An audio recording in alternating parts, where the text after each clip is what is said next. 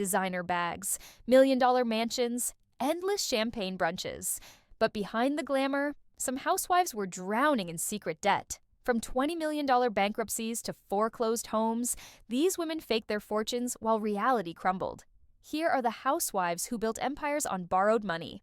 Let's start with the most infamous financial disaster in Real Housewives history. Teresa Giudice didn't just have debt problems. She committed federal crimes to maintain her fake lifestyle, and it landed her in prison. In 2009, Teresa and Joe Giudice filed for bankruptcy, claiming they owed nearly $11 million. They blamed the economy and failed real estate deals. But the truth was much darker. Between 2001 and 2008, the couple had been submitting fraudulent loan applications to banks, lying about their income to get mortgages they couldn't afford. Teresa claimed she worked as an executive assistant making $15,000 per month.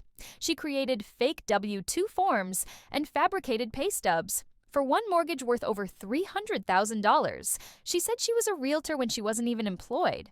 They defrauded multiple banks out of over $5 million total. When they filed for bankruptcy, they tried to hide assets and lied to the court about their income. The bankruptcy trustee reported they only repaid $7,500 of their massive $13 million debt. Everything went to lawyer fees instead of creditors. The judge denied their bankruptcy request, calling out their dishonesty. In 2014, both Teresa and Joe pleaded guilty to conspiracy to commit mail and wire fraud, bank fraud, making false statements on loan applications, and bankruptcy fraud. Teresa served 11 months in federal prison. Joe served 41 months and was then deported to Italy. But here's the truly shocking part. Even after serving time, Teresa still owes the government. As of March 2025, she owes over $300,000 in back taxes. And her new husband, Luis Ruelas, he owes $2.6 million in tax liens. Together, they owe over $3 million while still living in a $3.3 million mansion and showing off designer clothes on camera. Teresa's story proves that some housewives never learn. She went to prison for financial fraud, yet she's repeating the same patterns with a new husband who has even worse tax problems. Sonia Morgan joined Real Housewives of New York in 2010.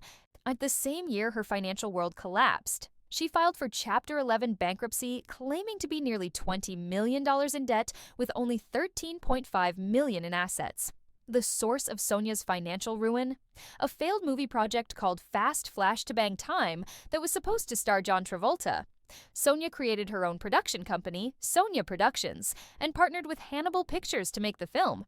But the project fell apart when Sonia couldn't meet her partner's demands. Hannibal Pictures sued her and won a $7 million judgment. With administrative fees and legal costs, that judgment ballooned to over $9 million. Sonia was hemorrhaging money, and bankruptcy was her only option. What makes Sonia's story particularly interesting is the timing. She joined Real Housewives just as her financial crisis reached its peak. The show became her lifeline. Her paycheck of nearly $500,000 per season helped her reorganize her assets and eventually pay off her debts. By 2015, Sonia had successfully emerged from bankruptcy, though she had to sell her homes in France and Colorado to get there. Today, her net worth is estimated at $8 million, nowhere near the hundreds of millions she had access to when married to her wealthy ex-husband, but a respectable comeback considering she was $20 million in the red. But Sonia's financial drama didn't end with bankruptcy. In May 2025, she was banned from the high-end New York restaurant Tucci after skipping out on a $1,000 bill. She claimed she assumed she didn't have to pay, even after everything. Sonia still hasn't learned to manage money responsibly. When Kim Zolciak first appeared on Real Housewives of Atlanta, viewers wondered how she afforded her opulent lifestyle. The answer was Big Papa, a wealthy married man who bankrolled her. When she married NFL player Kroy Biermann, fans assumed the couple was set for life. They were wrong. In December 2024, the family's Alpharetta, Georgia mansion went into foreclosure. This wasn't their first financial crisis. The couple has faced multiple tax liens, unpaid bills, and lawsuits over the years. The problem is simple. Kim and Kroy spend money they don't have. Kroy retired from the NFL in 2016, ending his steady income. But the couple continued living like millionaires, maintaining a massive house, buying luxury items, and funding their children's extravagant lifestyles. The foreclosure of their mansion represents the culmination of years of financial mismanagement. They faked wealth for so long that when reality finally hit, there was nothing left to save them. Dorit and PK Kemsley have been plagued by financial problems since before Dorit joined Real Housewives of Beverly Hills. According to reports, they have unpaid debts dating back to at least 2017. At one point, they had a notice of default for nearly $300,000 on their property. Dorit admitted their home was in pre-foreclosure, but blamed everything on PK. Her husband has a history of large gambling debts and filed for bankruptcy in 2012. Despite these ongoing financial issues, Dorit continues to show off designer clothes, expensive parties, and a luxury lifestyle on camera. The Kemsleys represent a common pattern among housewives, using the show's paycheck to barely keep their heads above water while pretending everything is fine. Dorit's tagline might as well be, "Fake it till you make it," except they never quite make it. Danielle Staub, infamous for her explosive fights on Real Housewives of New Jersey, filed for Chapter 7 bankruptcy in June 2012. She listed $1.9 million in debts while only making $63,791 that year. $50,000 from appearing on VH1's Famous Food, and the rest from working with Dial-A-Star. Danielle owed $111,161 to the IRS, $70,000 in property taxes, and various consumer debts, including a whopping $7,270 to Nordstrom. She tried to sell her Wayne, New Jersey mansion for years without success, even after marking it down nearly 40%. TMZ reported that Danielle allegedly tried hiding assets during her bankruptcy case, but she quickly settled with creditors for $35,000 to avoid criminal charges. By July 2014, she was officially discharged from her bankruptcy debt, though she still had to pay back taxes.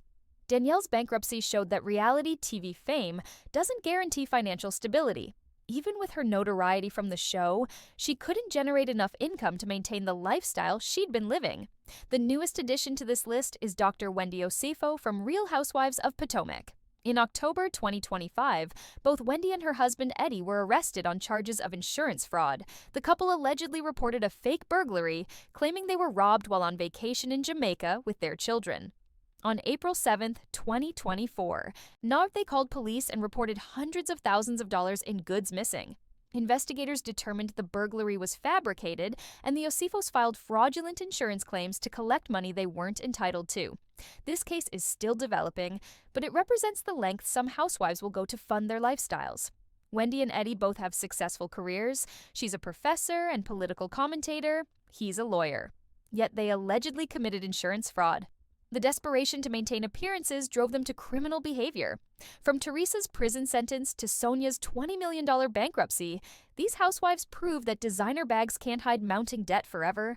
They faked fortunes, committed fraud, and lost everything trying to keep up appearances. Which financial disaster shocked you most? Comment below.